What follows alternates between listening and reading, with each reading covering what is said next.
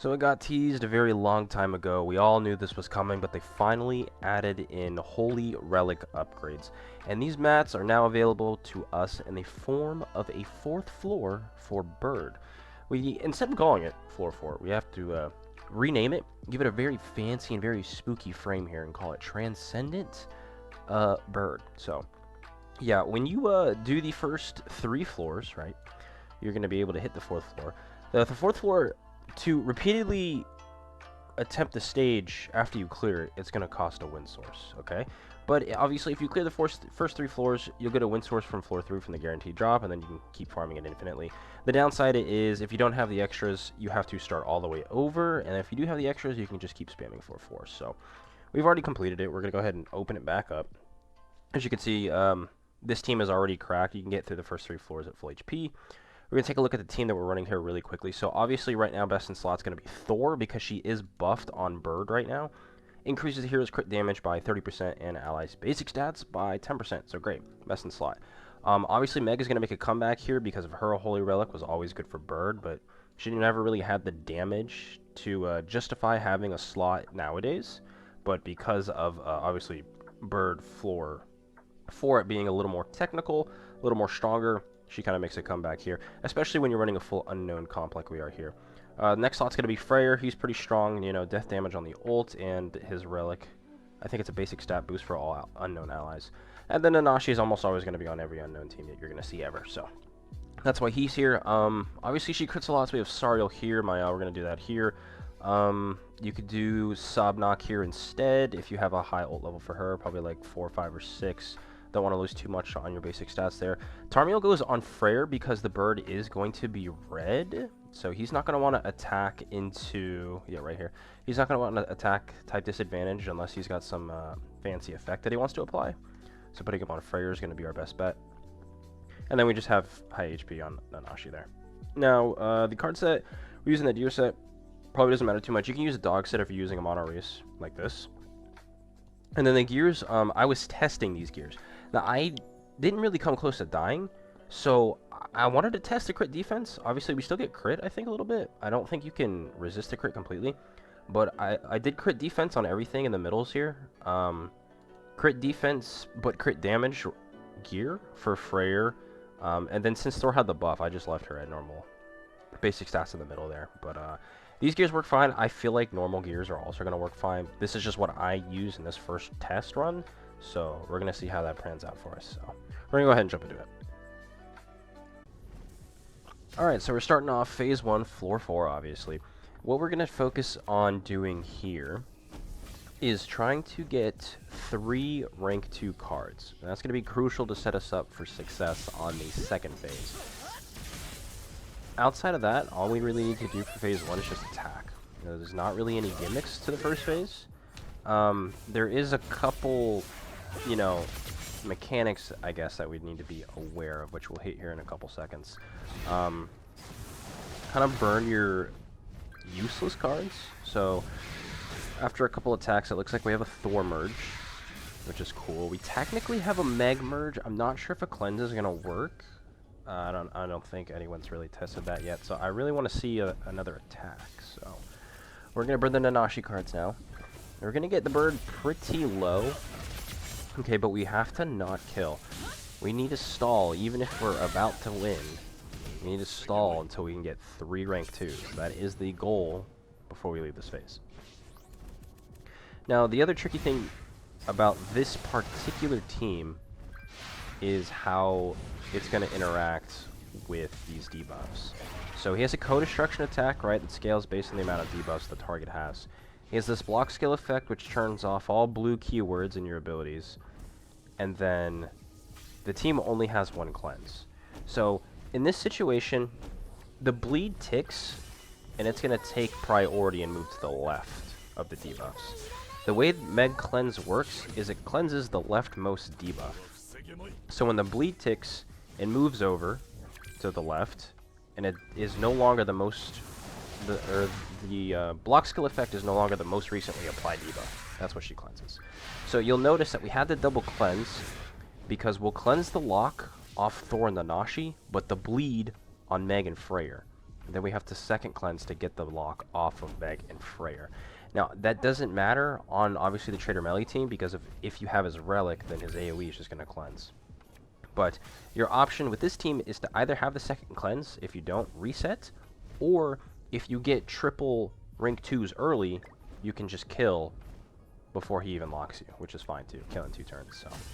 So we got our 3 rank 2s, and holy shit, did we just waste 2 Thor cards because our Meg did a lot of damage that I wasn't actually ready for. I guess the amp is strong. So we got our 3 rank 2s, like I said. We're going to go ahead and open with that. And what's going to happen is you're going to notice that it's going to do... These attacks are going to do a little less damage than normal, obviously by design. Once all 3 of these rank 2s make contact, we're going to get the new Bird Shield. And I believe that's going to go on all the units here. We'll notice here in a second. Yep, it goes on all the units. So everyone that has this shield is going to do increased damage. Now, obviously, he can break the shield, and then they're going to go back to doing, you know, wimpy damage. But you'll notice that he also has crit chance downs, and those are already gone. So if we look, he broke the shield on Freyr, but he didn't break it on Meg, or anybody else, rather. So they will deal very nice, very decent damage. And we've got this other gray debuff. Decrease the limit to those who attack. Okay, that's fine. We're going to ult anyways. So we do have to think about how we can secure our next phase again. So for phase 3, you want to try to save up our amplify attacks and our Thor attacks. So if I get any extra of those, I'm going to try to not use them if possible. So you can see we are triple Freyr attacking because of, you know, trying to keep this in mind of holding our amplify Nanashi ult and our amplify Meg attack. Freyr's not doing a lot of damage because he doesn't have the shield. So with the shield up, he's going to do a big AoE, which thankfully does miss. Still targeting Freyr. Tarmiel Grace kicking in nicely. Breaks the shield on Meg.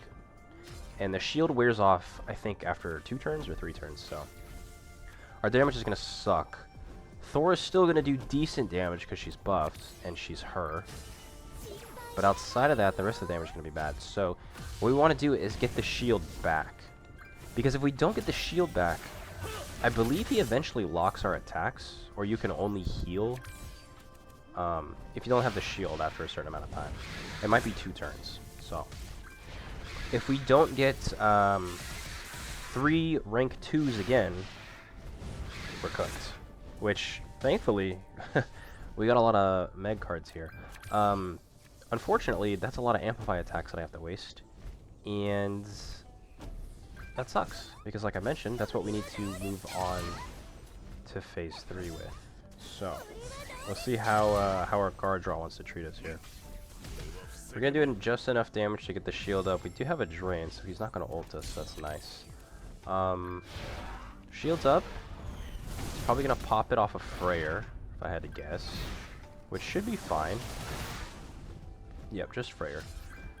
We got lucky there because I think he was going to ult, but we drained it, so he had 1 less attack.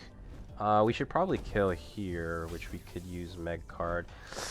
We might have to use a Thor card. Punishment, Judgment. It's probably worth it. And then maybe... Could I burn the Nanashi card? Yeah, why not? I need to keep pretty much everything else, so... We just, I'll just get rid of it. 544. Is that the new cap for phase 2? Look at the damage. It's so bad without the shield. Thor probably kills here, right? Ooh, the splash almost kills. The Nanashi damage is even better than a Freyr with the shield.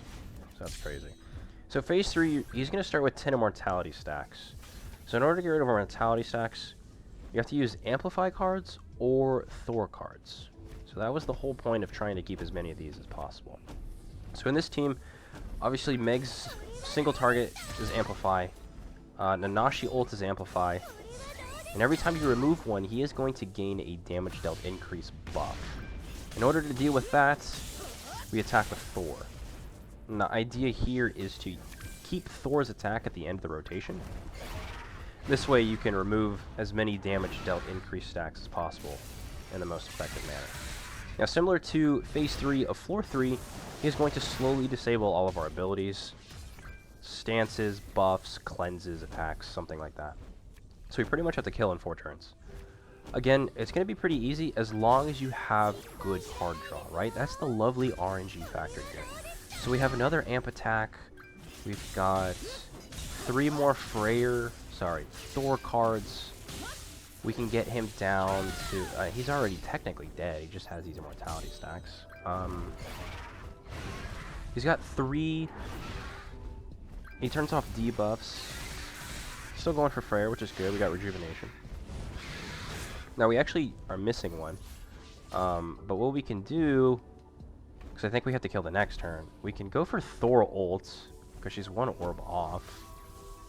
And that's what we'll be left with. And then I guess we burn that Anashi card. Because why not? He will get a damage dealt increase because we are attacking with a card that isn't Thor or Amplify. Actually, I think he gets it regardless if it's just not a Thor attack. Yeah, he gets it there. That's fine. The 1 stack's not going to be a lot. So, I mean, we even drew an extra amp and an extra Thor attack. So, we could save those for Phase 4. We could probably get rid of all the shitty cards. Freyr Nanashi, and the amp from Meg. And that should finish it off, especially with this rank 2 cleanse. We get rid of the bleed, get another all-stat effect. Actually, no, we won't. I think that caps at 5. But that's fine. We keep all of our strong cards. 74. Jeez. 300k and he's still alive. Holy cow. I guess that's because of the immortality there, technically. Okay, so last phase. Similar to... What is it? The last floor, he gets the revive at 20% HP. So the idea here is pretty simple. This team, you're going to see, he's going to have that crazy buff that boosts his basic stats and gives him evasion, just like the previous floor. Now, this team in particular does not have buff removal. Another, I guess, downgrade from the Trader Melee team, because Trader Melee does, in fact, have buff removal. So to circumvent this, you have to just kill. You have to kill in 2 turns, because after 2 turns he does the buffing, and then it's over. But the damage is strong, right? So we have a mill there, 700k there. We want to get him down to this 2nd bar, and then we're just going to try to nuke him. Which we could probably do with Thor attack. Once he starts getting low, he's got that all-stat increase and the attack-weighted increase. We have a lot of all-stat effects. We should be fine. And he does also stack Graceful Gear's Wrath. I believe at... Is it 10? If you get 10 of those stacks, it's just 500k automatic damage. And, is it 500k or is it a million? It's a nuke. It's basically a mini nuke. I think that's what all you need to know. Is you don't want that to happen. So, he still has a 1.8 mil. Jeez. Our best bet, like I said, is probably just using everything that's not a Thor attack. We have 100k built up in our lightning splash damage there. We just want to we want to time it right. So any Thor attack is definitely too much damage. So what we're gonna do is probably everything else. Do we do everything else? We just do all of it. We full set. We gotta test it. These cards are wimpy. He's got an all stat. He's got HP buff. Oh, that's nice. Does this kill? Ooh, 25%. 900k crits. Love it. Perfect. Okay. So that's going to be floor 4 with unknowns. If you guys like it, drop a thumb. Maybe sub if you're into that. And I'll see you in the next one.